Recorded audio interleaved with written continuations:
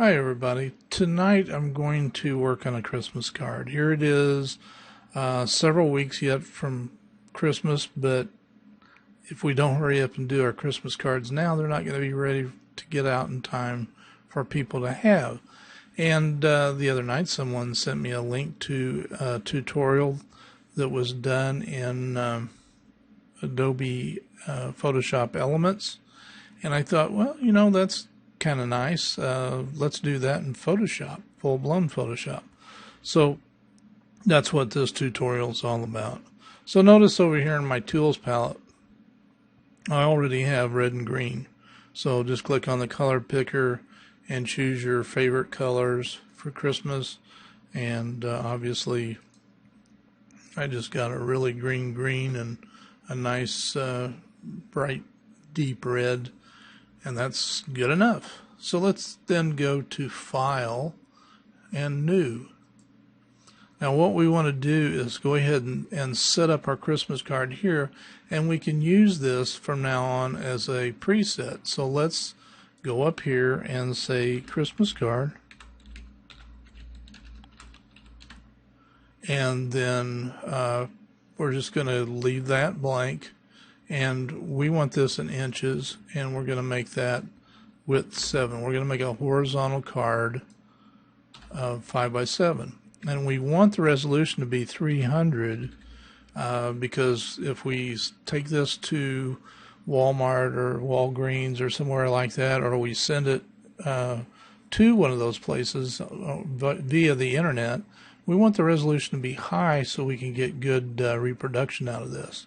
So let's just say we're happy with this. It doesn't make any difference about the background contents because we're going to put our own background back there. So let's just save this as a preset so we can always come back and find this waiting for us and redo if we want to. And I already did one, so we'll cancel that and click OK. So here's my Christmas card. Right now it's at 33%. That's the viewing area here. And let's go ahead and bring in a background. Now right now on my desktop I've got a couple of different backgrounds, and I can just go over to File, Open, and here's one right here, and I'll double click it, and I'm going to go back and open, and I'm going to get this one right here. So we've got these two backgrounds to use.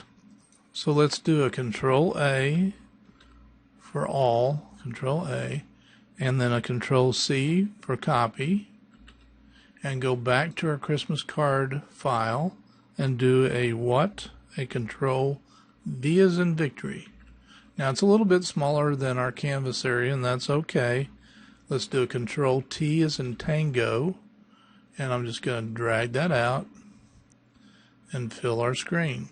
Now if we want to, we can click outside the box here, and we can turn it a little bit sideways and stretch it out to fill our area, and double click it so we have the pattern kind of going across instead of everything being even. Now that's totally up to you if you want to put it on a slant or not. Okay, now I told you it didn't make any difference what background color we had. We've already covered it up. We can do the same thing with this color. Do a Control A, Control C, go back to this layer and do a Control V as in Victory. Okay, again we need to make it bigger, so let's do a Control T as in Tango and just drag it out. Again, if we want to turn it sideways, we can go ahead and stretch it out to fill just like it was regular Christmas paper, and double click to finalize that. Now the thing is, not a lot of this is going to show, but I'm going to show you how to make this card. Right now I'm going to get rid of these files. I only need the Christmas card because we've already got these layers in there. Alright, we need to make sure that nothing gets cut off. So if you don't have your ruler open, like this, if you don't see the ruler, hold down your Control key, Command key on a Mac, and press the letter R, as in Rudolph. And we got the rulers now. We want to set a half-inch spacing all the way around this, because sometimes when things get printed, they get chopped off, and we don't want our important photos or text getting chopped off. So what we can do is click and drag down to the half-inch mark, top and bottom. See over here, that's got to be right on that half-inch so we can keep everything even. And then drag from the side. We'll go to the 6.5 and 1 at the half. So now this is our working area. Is this area right in here? All right, right down here towards the bottom of our tool panel are the shape tools. And if you remember, these are vector graphics. We've talked about vector versus raster graphics. This is an image. This is a raster graphic. As we make it bigger or smaller, this is going to fall apart. But these are are vector graphics tools. So if I click and drag or click and hold down, you see we've got all of these things, plus we've got the custom shape tool. And if we go up here and click on the, see we've got all kinds of special shapes, and all of these are vector graphics. If you don't see all of these on your computer, you can click on this gear and go down and click any one of these, and when you do, be sure and click append. If you click OK, it'll replace all of your special images there with just the one set.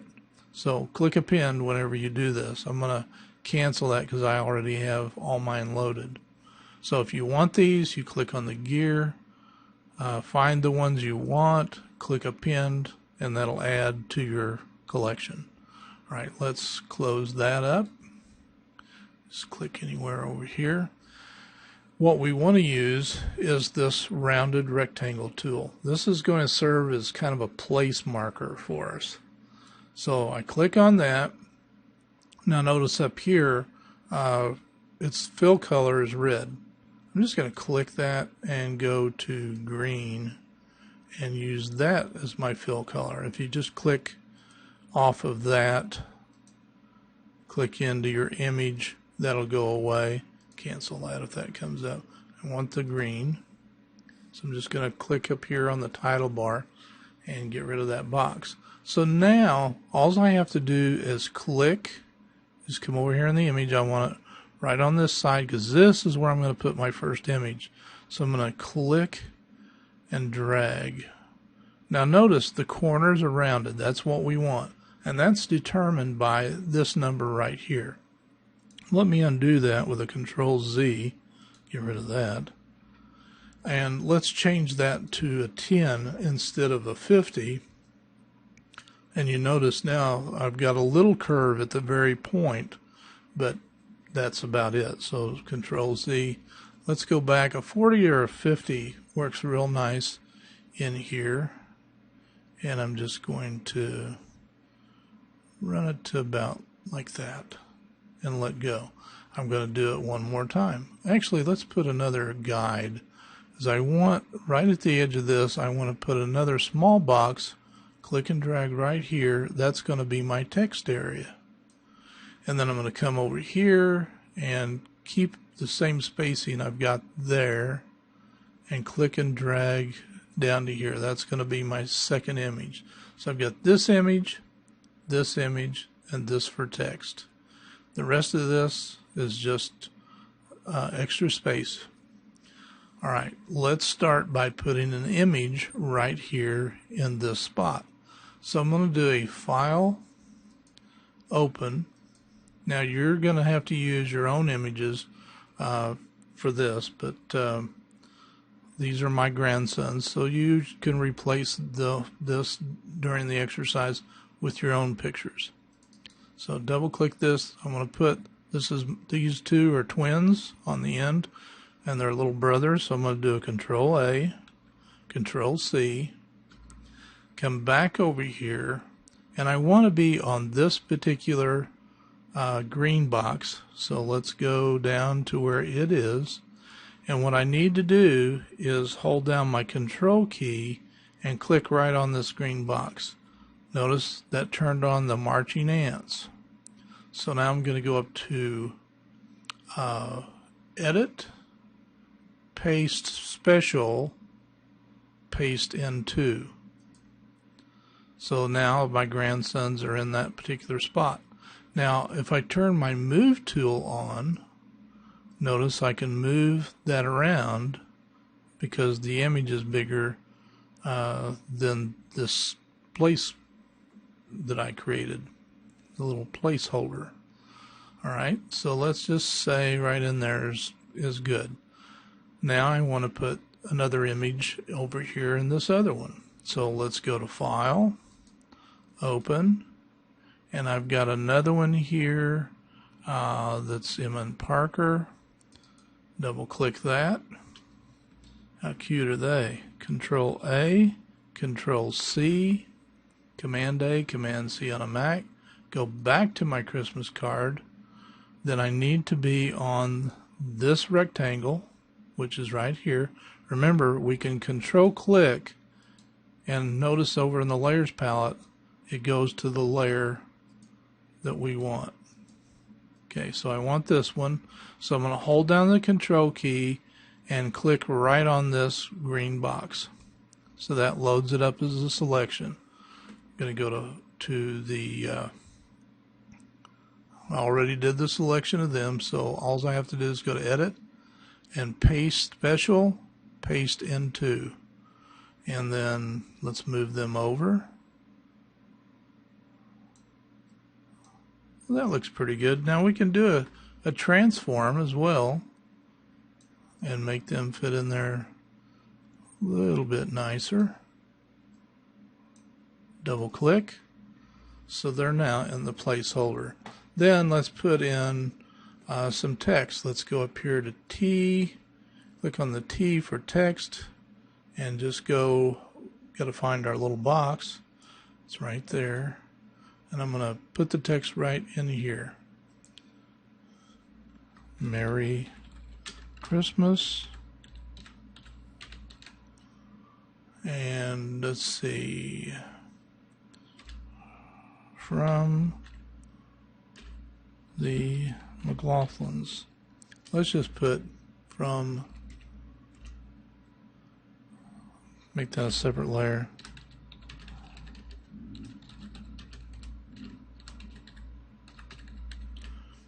There we go. And remember, if we move our mouse out of that, we can then drag the text to fit where we want it.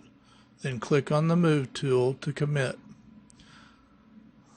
Now I found this particular font already in my Photoshop Edwardian script. You can try the different ones in yours to see what looks best to you, and don't forget you can always go to 1001 Fonts and download a really neat Christmas font from there. I think this needs a little bit of a drop shadow, so I'm going to go and click on my FX button and then drop shadow, and you see here awfully big spread there. That makes it really stand out pretty nice, and we can just click OK. Now we really need to build some more depth into our card, because right now it just kind of looks flat. Everything's just kind of plastered on top. So I'm going to move up my viewing area for a second so you can see what I grab here. If I can get my, I'm going to just, let's go ahead and just bring up the blending options so you can see everything, and bring this back down. I want to actually put on an inner shadow. Let me cancel that. I need to be in the right layer. So let me go get the one of the twins and their little brother. Click on that.